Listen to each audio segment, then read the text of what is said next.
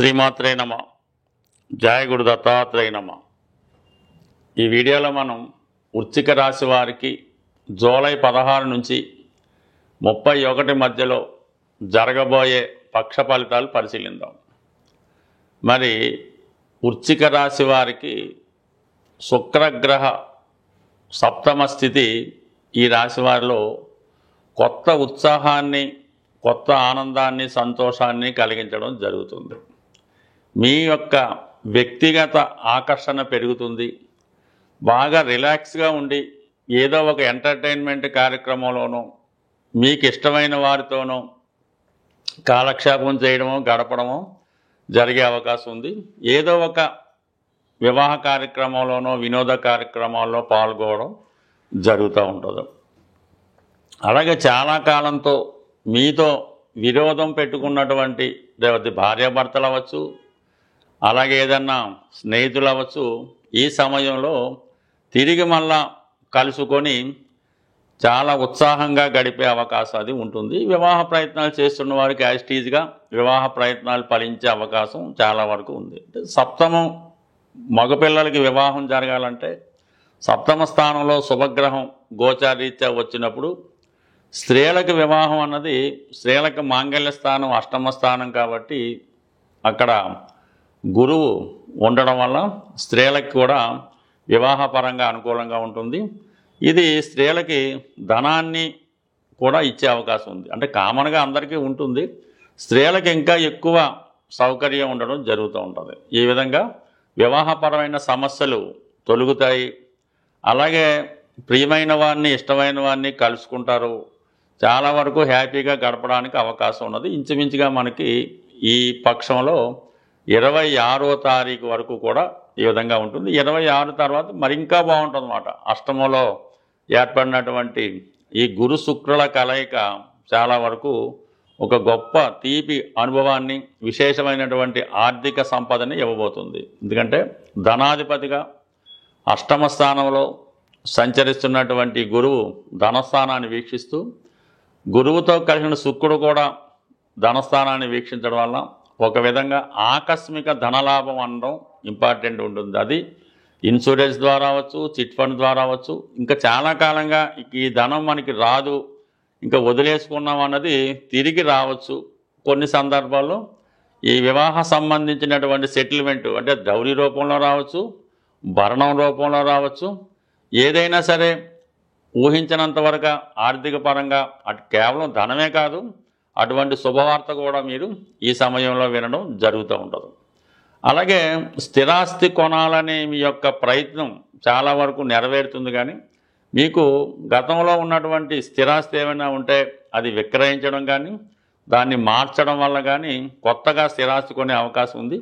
ఉద్యోగపరంగా స్వయం కృషితోనే ఎవరి సహకారం లేకుండా కొత్త ఉద్యోగం సంపాదించే అవకాశం ఉంటుంది. అటు క్రీడారంగంలో ఉన్న, డిపార్ట్మెంట్లో ఉన్న, ఎక్కడన్నా సరే మీకు మీ యొక్క ప్రతిభకు తగిన గుర్తింపు రావడం జరుగుతూ ఉంటుంది. అంటే దశమంలో కుజుడు దిగ్బలుడై ఉంటాడు. దానివల్ల వృత్తిలో చాలా స్ట్రిక్ట్గా, చాలా డిసిప్లిన్గా ఉండడం జరుగుతూ ఉంటుంది. అయితే ఇది విధంగా రాహు 4లో ఉండడం వల్ల వృత్తిలో ఎక్కువసేపు బయట గడపవలసి ఉంటుంది. విద్యార్థులు హాస్టల్లో చేరి చదువుకోవలసి ఉంటుంది. అయితే వాళ్ళు ఎంత కష్టపడినా తగినటువంటి గుర్తింపుని, ప్రతిఫలాన్ని పొందలేకపోతుంటారు. చదువు విషయంలో వారు కంప్లీట్గా అన్సాటిస్ఫైడ్ రిజల్ట్ ఇవ్వడం జరుగుతూ ఉంటుంది. దీనికి పంచమంలో ఉన్నటువంటి శని కూడా కారణం అవుతుంటాడు. ఎంత కష్టపడ్డా కూడా చదివిని మర్చిపోతూ ఉంటారు. సమయానికి గుర్తు రాకపోవడం, పరీక్షల్లో సరిగ్గా రాయలేకపోవడం జరుగుతుంటుంది. కాబట్టి విశేషమైనటువంటి కృషి చేయవలసి ఉంటుంది. అప్పుడు కంపల్సరిగా ఏదైనా కష్టపడితే విజయం అన్నది కంపల్సరిగా వస్తుంది. కానీ ఇప్పుడున్నటువంటి చతుర్థ, పంచమ స్థానాల్లో ఉన్నటువంటి శని, రాహులు, అలాగే శని భగవానుడు వక్రగమనం పొంది చతుర్థంలో తన స్థితి ఎట్టడం వల్ల ఇష్టం లేని చదువు చదివినట్టు ఉంటుంది. ఏదో ఇష్టం లేని కాలేజీలో సీట్ రావడం, ఇష్టం లేని బ్రాంచీలో చేరడం, తల్లిదండ్రులు బలవంతంగా అందులో చేర్పించారని కష్టపట్టు చదవడం జరుగుతూ ఉంటుంది. బట్ ఏదైనా తొందరలో నుంచి దాని నుంచి బయటపడతారు. టెంపరీగా మాత్రం ప్రస్తుతం నిరాశ నిస్పృహతో విద్యార్థులు ఉండడం జరుగుతూ ఉంటుంది. ముఖ్యంగా భాగ్యస్థానంలో ఏర్పడినటువంటి బుధాదిత్య యోగం కొంతవరకు, భాగ్యస్థానంలో ఏర్పడినటువంటి బుధాదిత్య యోగం కొంతవరకు విద్యార్థులకి ఇప్పుడు కాకపోయినా తొందరలో అయినా ఉత్సాహంగా మళ్ళా వారికి అనుకూల విధంగా చదువులో పడడం జరుగుతూ ఉంటుంది. ఇది ఎక్కువగా విదేశ ప్రయత్నాలు చేస్తున్న వారికి, వేరే ఊర్లో చదువుదాం అనుకున్న వారికి చాలా వరకు ఒక విధంగా మంచి ఫలితాన్ని ఇవ్వడం జరుగుతూ ఉంటుంది. అయితే ఏదన్నా కొంతవరకు పేరెంట్స్కి దూరంగా ఉండి, సొంత ఊరికి స్నేహితులకి దూరంగా ఉండి చదువుకోవడమే ఎక్కువ శాతం కనబడుతూ ఉంటుంది. సో ఏదైనా ఈ వృశ్చిక రాశి వారికి శుక్రగ్రహ సంచారం, గురుగ్రహ సంచారం అనుకూలంగా ఉండడం వల్ల మిగతా గ్రహాలు అటు ఇటుగా ఇబ్బంది పెడుతున్నా చాలా వరకు ఈ శుభగ్రహాల ఫలితంతో చివరికి మీరు అనుకున్న సక్సెస్ ఖచ్చితంగా పొందడం జరుగుతూ ఉంటుంది. కానీ ఎట్టి పరిస్థితుల్లో కూడా ఈ స్పెక్యులేషను, ఈ జోదం, ఈ పేకాట రేసులు వాటి జోలికి మాత్రం ఎట్టి పరిస్థితుల్లో వెళ్ళొద్దు. శని భగవానుడు వక్రగమనం వల్ల ముందుగా లాభించినట్టే కనబడుతూ ఉంటుంది, చివరికి మొత్తం పోవడం జరుగుతుంటుంది. కాబట్టి ఏదైనా ఈ రాశివారు ఇప్పటికే చాలా వరకు ఈ విషయంలో నష్టపోయి ఉన్నారు. మరింత నష్టపోకుండా జాగ్రత్త పడవలసిందిగా విజ్ఞప్తి. సాధారణంగా ఏ జాతకుడికైనా ఎవరికైనా సరే ఆర్థికపరమైనటువంటి సమస్యలు ఎక్కువగా ఇబ్బంది కలుగుతూ ఉంటాయి. అలాగే కొన్ని సందర్భాల్లో అన్నదమ్ముల మధ్య, భార్యాభర్తల మధ్య, స్నేహితుల మధ్య వచ్చే విభేదాలు మనస్తాపానికి గురి చేస్తూ ఉంటాయి. ఎటువంటి ఆర్థిక సమస్య అయినా లేదా ఎటువంటి రక్త సంబంధీకుల మధ్య వచ్చినటువంటి సమస్య అయినా పరిష్కారానికి ఒక తాంత్రిక పరిహారం అన్నది ఇప్పుడు మనం తెలుసుకునే ప్రయత్నం చేద్దాం. మీకు మీ నక్షత్రానికి సాధన తార వచ్చే రోజు ఎన్నుకోవాల్సి ఉంటుంది. అంటే సాధన తార అంటే మీ జన్మ నక్షత్రానికి 6వ తార సాధన తార అంటారు. ఆ సాధన తారలో మనం ఏ ప్రయత్నం చేసినా కంపల్సరీగా అది సక్సెస్ రావడం జరుగుతూ ఉంటుంది. అది కోర్టు కేసు అవ్వచ్చు, ఉద్యోగ ప్రయత్నం అవ్వచ్చు, రుణ ప్రయత్నం అవ్వచ్చు, కంపల్సరీగా సక్సెస్ అవుతూ ఉంటుంది. అంటే ఏదైనా ఈ పంచాంగాన్ని, నక్షత్రాలను పాటిస్తూ ఉంటే వారికి దీని యొక్క విలువ అర్థమవుతూ ఉంటుంది. కొంతమంది పెద్దగా ఈజీగా తీసుకుంటారు. కానీ కావడం మీరు ఒక సాధన తార రోజు మీకు ఏదైనా ఒక ఆంజనేయ స్వామి టెంపుల్లో పరిచయం ఉంటే, పూజారి గారు ఉంటే ఓకే. లేని పక్షంలో ఆంజనేయ స్వామి విగ్రహం ఎక్కడున్నా పర్వాలేదు. ఈ సాధన తార రోజు ఉదయం పూట చక్కగా స్నానం చేసి ఒక మంచి తమలపాకు తీసుకోవాలి. అంటే కేవలం ఒకటంటే ఒకటి కాదు, 5 తమలపాకులు ఒక ఒత్తుగా తీసుకొని ఆ తమలపాకు పైన, అంటే మీ సమస్య ఏం రాయక్కర్లేదు, మీ సమస్య తలుచుకొని సింధూరంతో ఆ తమలపాకు పైన ఒక చక్కగా చంద్రబింబంలాగా ఒక బొట్టు పెట్టినట్టు పెట్టి మీ మనసులో కోరిక తలుచుకొని ఆంజనేయ స్వామి వారి పాదాల వద్ద ఉంచవలసి ఉంటుంది.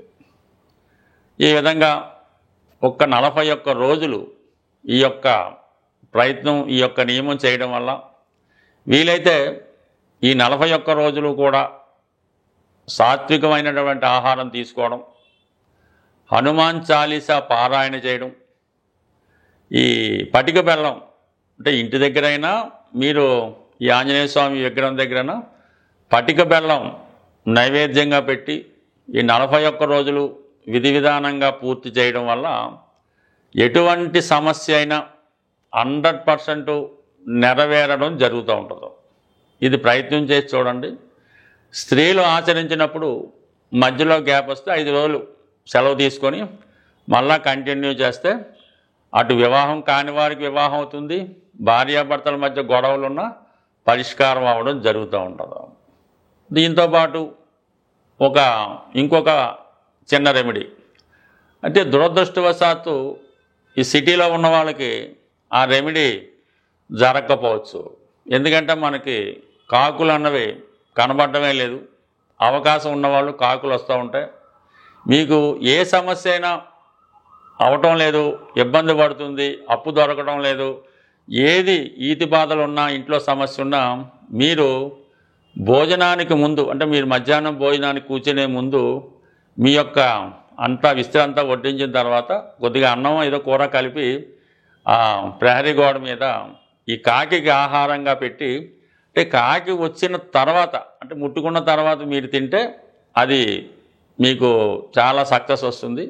లేని పక్షంలో మనకంత విధి నిర్వహణ కుదరకపోవచ్చు. ఒక బెల్లం ముక్క మీరు డ్యూటీకి వెళ్ళే ముందే ఆ కాకికి పెట్టడం వల్ల మనకి చాలా చాలా చాలా జటిల సమస్యలు పరిష్కారం అవడం జరుగుతుంటుంది.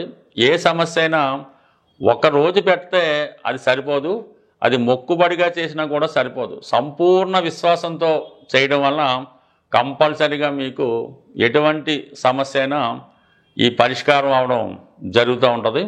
స్వస్తి.